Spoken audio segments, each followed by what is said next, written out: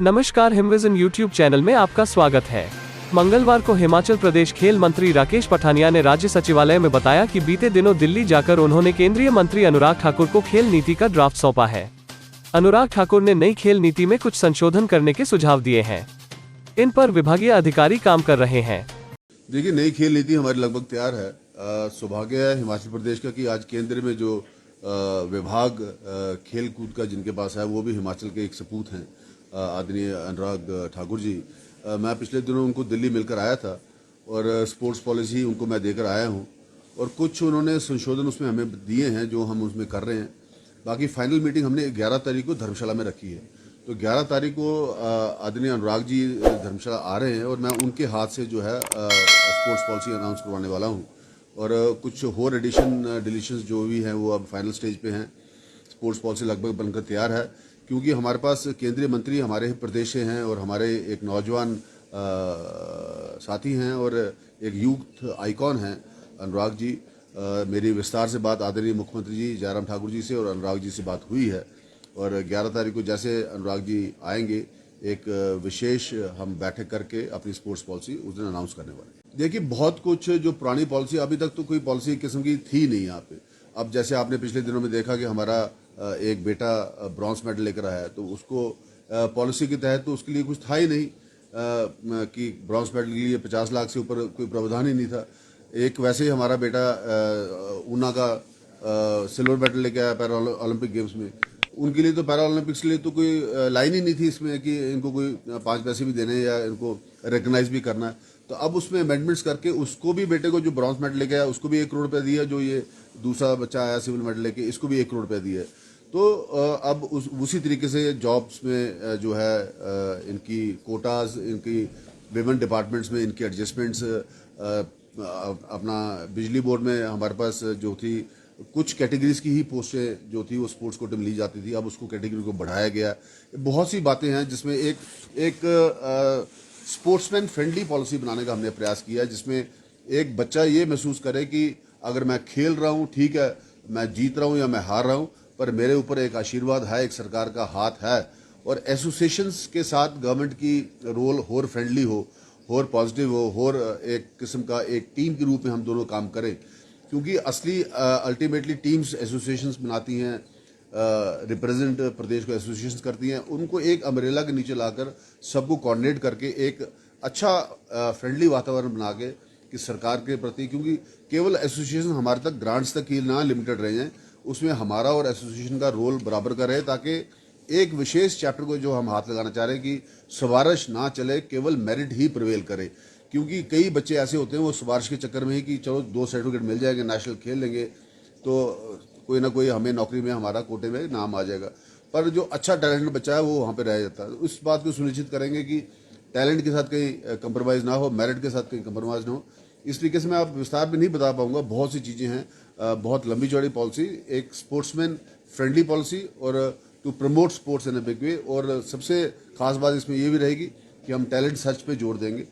पिछले 2 साल से भाई साहब बिल्कुल का सारा कोरोना की वजह से हमारा स्पोर्ट्स का जो है ये सारा का काम जो है बैकफुट पे आ गया है। बच्चे स्टेडियम्स में नहीं आ पाए, हमारे कैंप्स नहीं लग पाए कोरोना की वजह से।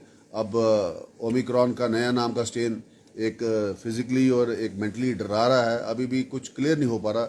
इसलिए मेरा तो पिछला 1.25 साल का टेन्योर पूरा का पूरा कोरोना में निकल गया। तो हम कई बार हमने स्पोर्ट्स पॉलिसी को बना के तैयार करके हम इसको करना लाए, पर एक एटमॉस्फेयर ही फेवरेबल नहीं था, एक एटमॉस्फेयर प्रो स्पोर्ट्स नहीं था, जहाँ पे हम किसी चीज़ को ले आते फिर उसको इम्प्लीमेंट ना कर पाते। कुछ अब एक हौसला हुआ है, कुछ राहत मिली है, पर ये ओमिक्रॉन के स्ट्रेन के बाद फिर से थोड़ा सा हमारी ब्रेक्स लग रही हैं। बट फिलहाल हम आगे बढ़ रहे हैं और 11 तारीख को स्पोर्ट्स पॉलिसी अनाउंस कर रहे हैं। जी, मैंने ये सारी बातें आपकी एड्रेस की हैं अपनी बात में, क्योंकि इस ओलंपिक्स के बाद मोदी जी ने जो हमें टारगेट दिया है पूरे देश के अंदर कि अगले 3 साल के बाद जो पेरिस ओलंपिक्स होनी है वहाँ पे हमारा झंडा कम से कम 50 बार जो है ऊपर आसमान की तरफ चढ़ना चाहिए और हमारा नेशनल एंथम 50 बार ही गाया जाना चाहिए। उसके लिए पर एक प्रदेश, पर एक स्पोर्ट को भी स्पेशलाइज करने के लिए पॉलिसी आ रही है। बजट की अब हमें कमी नहीं आएगी, जो हमें केंद्र सरकार की तरफ से अनुशासन जो हमें जो विश्वास मिला है।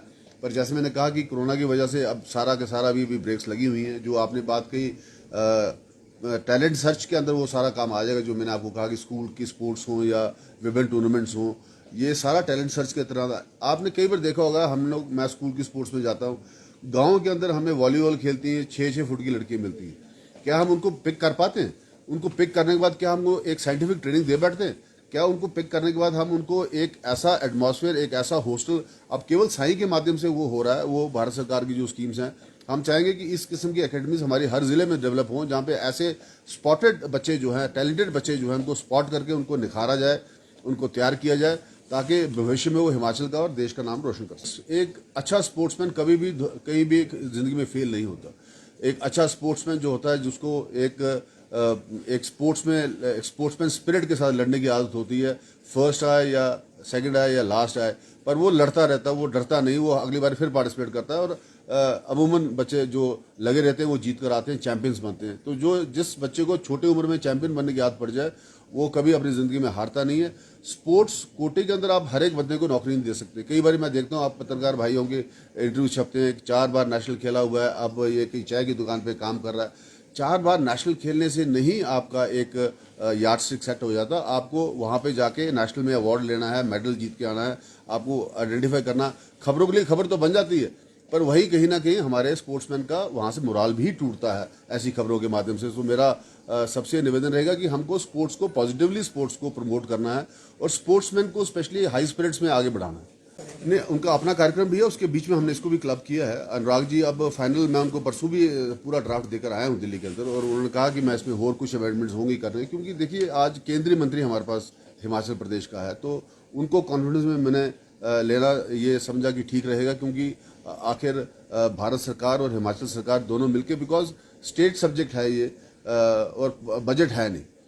सच्चाई की बात यह है कि हमारे पास 48 करोड़ का बजट पिछले साल का था, जिसमें 24 करोड़ की तो सैलरीज का ही जो है एस्टिमेट्स थे। तो आप इमेजिन करें कि एक इतने बड़े प्रदेश को आप 25 करोड़ के साथ क्या देंगे, क्या कर पाएंगे। इसलिए हम एक sports department was always lagging department की, जो खाना पूर्ति पूरा करने वाला विभाग था। अब मोदी जी का विजन बदला है। मोदी जी ने जिस तरीके से अब स्पोर्ट्स को एक राष्ट्रीय प्रतिष्ठा के साथ जोड़ा है और नेशनल इमेज के साथ जोड़ा है, उसमें अब हमें एक अच्छा भविष्य अपने स्पोर्ट्समैन के लिए और अपनी बच्चियों के लिए नजर आ रहा है। वो सारा इसी में पार्ट आएगा। मैंने जो आपको बताया कि एसोसिएशंस के साथ हमारा अच्छा तालमेल, कुछ एसोसिएशंस के माध्यम से, कुछ हमारे माध्यम से, ये आने वाले दिनों में हम जैसे कोरोना खत्म होता है और बच्चे फील्ड में उतरते हैं, कोचिंग की कमी नहीं आने देंगे। ये भी प्रस्ताव रखा है हमने ये प्रस्ताव रखा है कि आप जिनका स्पोर्ट्स का बैकग्राउंड है, अब अनुराग जी रणजी ट्रॉफी खेले हुए, तो क्या वो क्रिकेट एसोसिएशन को क्यों नहीं हेड कर सकते? अब मैंने 2 बार नेशनल गेम्स खेली हुई है। अब जो लोग, अब कांग्रेस में रामलाल ठाकुर जी नेशनल प्लेयर रहे हैं, ऐसे जो लोग जिनका कैरियर शुरू से जो है स्पोर्ट्स से जुड़ा हो, उन लोगों को पार्टिसिपेट करना तो ठीक है। जिन लोगों ने केवल पॉलिटिकल पोस्ट के लिए इसको, मैं तो वैसे उनसे अपील करूंगा कि in the interest of the game उनको खुद ही ये पद छोड़ देने चाहिए, ताकि स्पोर्ट्समैन ही आगे आएँ और वही आगे लीड करें। पिछले 4 सालों में जितने सेशन हुए हैं, हर एक सेशन में उनका यही जवाब आता है कि हम आक्रमण करेंगे, हम सरकार को घेरेंगे। आज तक तो कामयाब हो नहीं पाए और ना ही इस सेशन में हो पाएंगे। हम पूरी तरह से तैयार हैं, सरकार पूरी तरह तैयार है। सरकार ने कोई गलत काम नहीं किया। सरकार ने केवल अपने आप को, अपनी भूमिका को बड़े अच्छे तरीके से निभाया है। हमने कोरोना वॉरियर के रूप में हमारी सरकार उभर के सामने आई है। Himachal Pradesh has been the best performing state in the country जहाँ तक कोरोना मैनेजमेंट की बात है। इसके अलावा विकास को हमने थमने नहीं दिया, रुकने नहीं दिया। विकास ऐसे ही निरंतर चल रहा है। हर विधानसभा क्षेत्र में करोड़ों रुपए के काम हो रहे हैं। हम बिल्कुल कांग्रेस को और ऑपोजिशन को विधानसभा के फ्लोर पे लेने के लिए तैयार हैं। इस बार फिर हम ही जीत के बाहर आएंगे।